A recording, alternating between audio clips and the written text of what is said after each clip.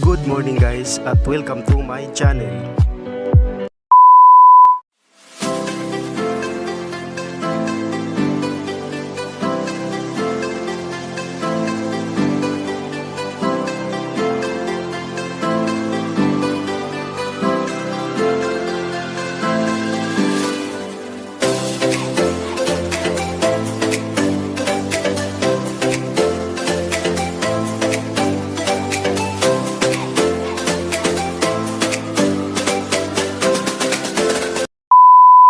Sa unang video natin guys ay ang ginagawa natin ay ang pagkulikta ng mga sodas, at sa pangalawa naman ang gagawin natin ay magmimix ng sodas kasama ang ibang mga materialis. Napakaraming paraan guys para magpatubo ng mushroom. Kung makikita nyo nga sa mga social media ay sobrang dami talaga. Pero ang ginagawa namin ay napakasimple lang at napakasimpleng materialis ang ginagamit namin guys. Kaya samahan nyo kami guys.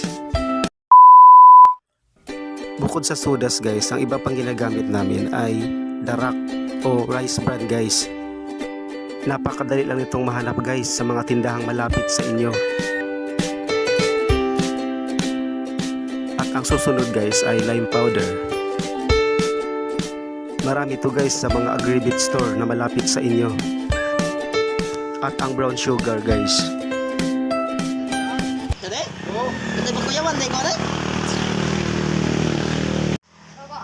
At inumpisa nang mag-mix ng kasama ko.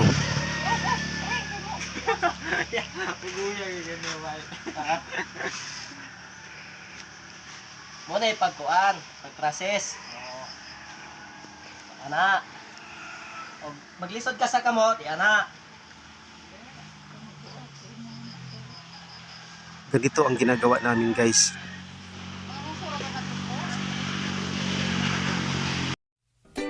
Kung nagmi-mix kami guys ay maramihan na dahil malaki ang mushroom house na paglalagyan namin.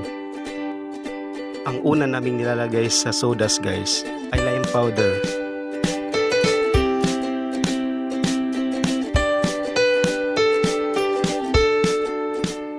At sinusunod namin ang darak o rice bran.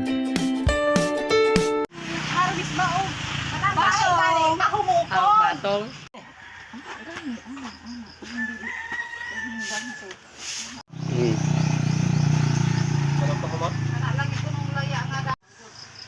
Order 5 ka kilo. Isa may order so? Wag mo madam. Kato laging dito dili pa baligya. La. Sorry kayo. Pero bakit lagi At ang huli ay ang brown sugar guys. Tungkol naman sa ratio guys na ginagamit namin ay isasama ko na lang sa description sa baba guys. At tingnan niyo na lang. At hinalo na nga gamit ang pala. Malalakas ang mga babae dito.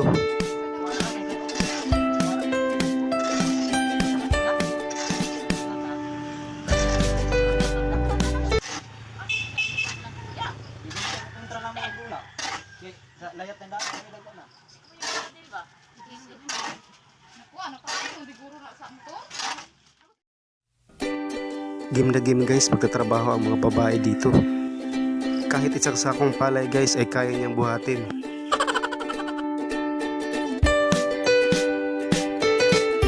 At tumutulong na rin ang iba.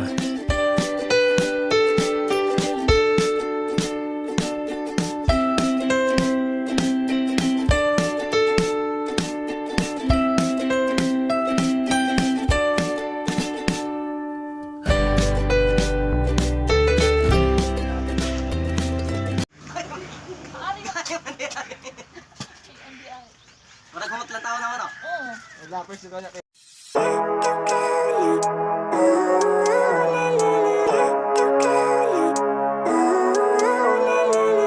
Living life, everyday, late at night, not okay. All I want, and I pray, all I need are some better days. Fuck me, I'm looking in the mirror, so foggy, but I've never seen clearer. I don't really think anyone can save me, and honestly I'm not really sure I want saving. I like to be my own worst enemy. There's no risk if you don't try at anything, so I'ma just keep buying everything.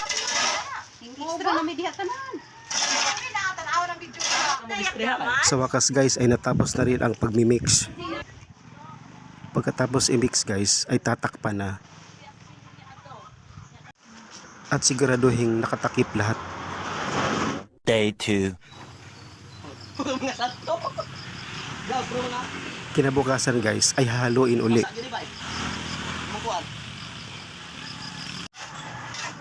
Sige, banatan nyo.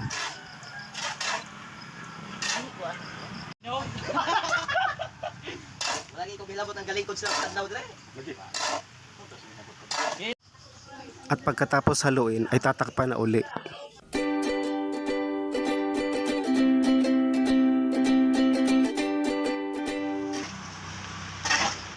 Bawat araw guys ay isang bisis mo lang siyang haluin. At tatakpan na agad. Kung nakikita nyo guys ay umuusok yung sawdust. Yan ay reaksyon ng lime powder at rice bran.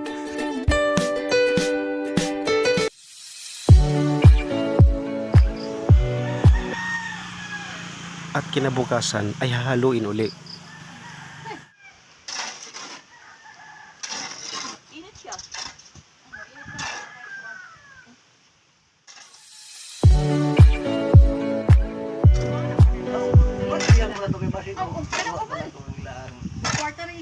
Hanggang 7 araw lang siyang haluin guys at pwede nang ibaging.